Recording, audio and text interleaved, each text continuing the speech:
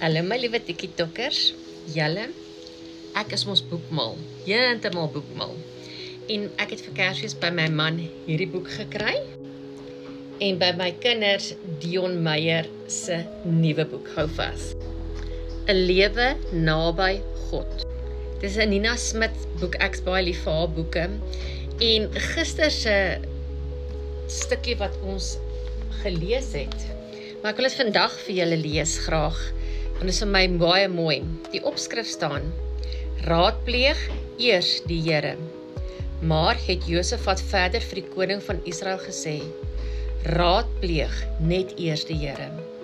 My mens is vir julle in hierdie jaar wat voorlê, dat in alles wat julle doen, julle eerste die Here sal raadpleeg.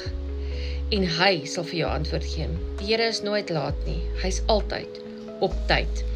En dan wil ek graag vir julle afsluit.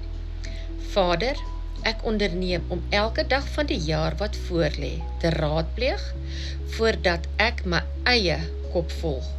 Lei my asseblief elke dag en wys vir my wat U wil vir my lewe is. Amen. Alles wat mooi is vir julle en ek is lief vir julle. Bye.